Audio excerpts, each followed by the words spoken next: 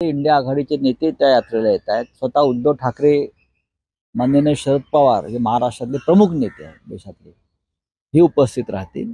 त्याच्यामुळे आम्ही पूर्ण आशावादी आहोत की जे मणिपूरला गेले नाहीत, जे काश्मीरी पंडितांची वेदना समजून घ्यायला गेले नाहीत, ते ह्या वेळेला कायमचे गुजरातला जाऊन एखाद्या आश्रमात बसतील.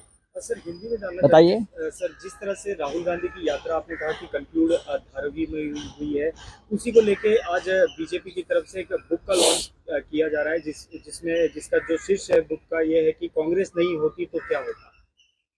कांग्रेस नहीं होती, ये बीजेपी बुक, कांग्रेस नहीं होती तो देश को आज़ादी नहीं मिलती,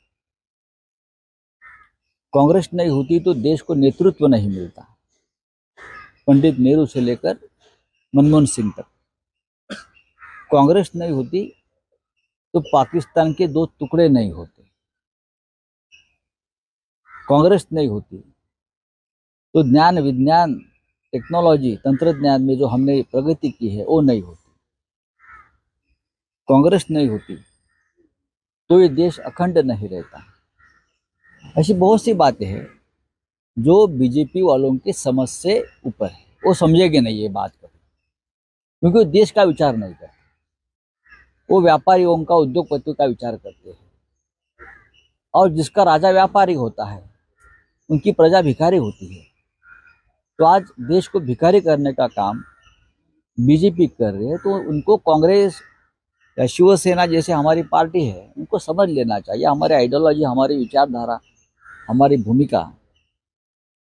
अगर बीजेपी न होती तो बहुत से बातें होती, इस देश में दंगे नहीं होते, इस देश का रुपया मजबूत होता, इस देश की प्रतिष्ठा और बढ़ती, इस देश के ऊपर जो कर्ज है वो कम होता, इस देश में से जो लोग भाग गए हैं वो नहीं भागते। हाँ, जो घोटाला हुआ इलेक्ट्रल बॉन्ड से लेकर राफेल तक वो नहीं होते। तो बीजेपी नहीं होती तो बहुत सी बातें होती। सर न्याय यात्रा का किस तरह से इम्पैक्ट देखते हैं आप आने वाले चुनाव में, क्योंकि चुनाव की भी घोषणा होगी। देखिए, न्याय यात्रा चुनाव के लिए नहीं निकाली गई